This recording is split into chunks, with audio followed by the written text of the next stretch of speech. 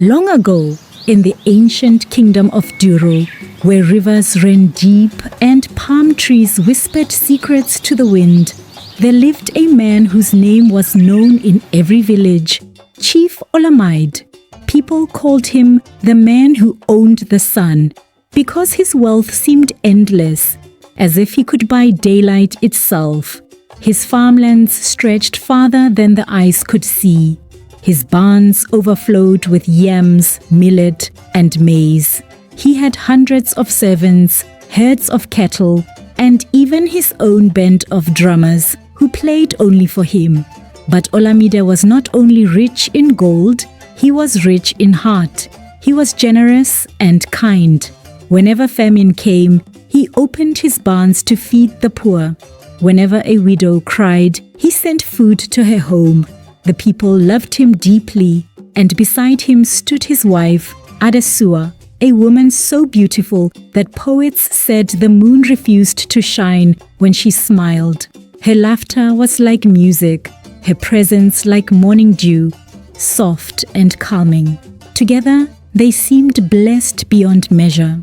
Every festival, they sat side by side under their golden canopy. Children danced before them. Drummers beat their talking drums. The king himself would often invite Olamide to sit among his elders, for his wisdom matched his wealth. But as the years passed, something changed. Adesua began to feel restless. Though she was surrounded by gold, jewels, and servants, her heart whispered of something missing. She saw how her husband was respected, how even warriors and chiefs bowed to him, and she began to envy that power. Late one evening, she asked softly, "My husband, tell me, why do people look at you with such fear and respect, but they see me only as your wife? Am I not your equal?" Olamide chuckled warmly and said, "You are more than my equal, Adesua. You are the heart of my home. Respect will find you when you do not seek it." But those words did not satisfy her.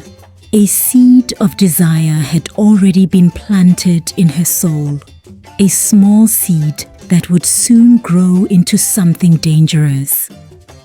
One night, while Olamide was away on a trading journey, Adesua sat alone in their courtyard. The moon hid behind the clouds, and the wind carried a strange melody, a song she had never heard before. She looked toward the gate, and there she saw a woman dressed in a long red veil, holding a staff made of black wood and cowrie shells. Her voice was smooth like honey, but her words dripped with danger. "You are Adesua, wife of the richest man in the kingdom. Yet your heart beats with hunger. I can hear it?" Adesua stepped back, uneasy. "Who are you, and what do you mean?" The woman smiled. "I am Erilu of the Veil, servant of the spirits who dwell between shadow and moonlight. I come with a gift, or a curse, depending on your heart." Adesua's curiosity outweighed her fear. "What gift?" Erilu opened a small calabash, revealing a glowing red liquid and a carved bone knife. "With this, you can claim what your husband has: respect, command, power. You will be the one people bow to. But power always comes with a price." Adesua's eyes shone with temptation. "What price must I pay?" The woman leaned closer, her eyes cold and knowing. "A sacrifice, the blood of the one who loves you most." And before Adesua could speak, the woman vanished, leaving behind the calabash and the faint scent of smoke and jasmine. Adesua stared at the calabash for a long time. Her heart battled between reason and desire. She hid it beneath her bed, but at night she dreamt of wearing a crown, sitting on a throne, and hearing the people chant her name. When Olamide returned from his journey, he noticed her silence. "Adesua," he said one night as they sat by the fire, "your smile no longer reaches your eyes. What troubles you?" She forced a smile. "Nothing, my husband. Perhaps I am simply tired. But even Olamide's warm eyes could not reach the coldness growing inside her heart. Weeks passed and the pull of the calabash became unbearable. On a moonless night, when the house was silent and Olamide slept peacefully, Adesua rose. The red calabash glowed faintly in the dark. The knife shimmered as if alive. Her hands trembled. Her breath was heavy. She whispered to herself, "If I do this, I will rule beside kings. I will not just be someone's wife." She raised the knife slowly, tears filling her eyes. But just as the blade hovered above her husband's chest, a thunderclap shook the skies. Olamide awoke with a start, grabbed her wrist, and gasped when he saw the knife. "Adesua, what madness is this?" She froze, the knife falling to the ground. Then came a voice, deep, ancient, and cold, echoing through the room. She was warned, yet she chose greed over love. The air turned heavy. The candles died out. The woman with the red veil appeared again, but this time her face was monstrous, her eyes blazing like coals. Olamide shielded his wife, shouting, "Leave her alone. Take my wealth. Take everything, but spare her." The spirit laughed, a laugh that rattled the walls. "So be it."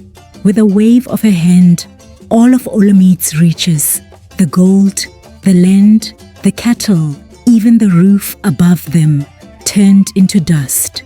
The drums fell silent. The servants vanished. The ground beneath them cracked and swallowed their mansion. And as the spirit faded, her voice lingered in the air like smoke. He was the richest man in the kingdom, until his wife made this deadly choice. By dawn, Olamide and Adesua stood alone on bare earth. Their home was gone. Their fine clothes had turned to rags. Birds watched from the trees, and silence ruled where once there had been laughter. For days, they wandered through the forest, surviving on fruits and rainwater. Olamide spoke little. His eyes were calm but filled with sorrow. Adesua, broken with guilt, finally whispered, "I have destroyed everything you built. Why do you not curse me?" He looked at her and said softly, "Because love that can forgive is richer than gold that fades." His words struck her heart like an arrow. They eventually reached a small riverside village where no one knew their names. Olamide began fishing for a living, while Adesua helped the women fetch water and tend to children. Though they lived simply, there was peace, a kind of peace they had never known before. Years passed. Olamide grew old, and Adesua devoted herself to caring for him. When he fell ill, she prayed to the same heavens she once defied, whispering, "Let my husband be remembered not for his wealth, but for his kindness. Let me live long enough to teach others that greed destroys." When Olamide finally passed away, the villagers buried him by the river. They called him Baba Ife, the father of love. Adesua lived many more years, teaching the children stories about humility and gratitude. Every time she saw the moon rise, she would say, "Remember, my children, gold is heavy, but guilt is heavier. Do not carry both." And so, the story of Chief Olamide and Adesua spread across the Kingdom of Duro. Would you choose love over wealth if it meant starting from nothing? Comment your answer below and subscribe for more powerful African stories.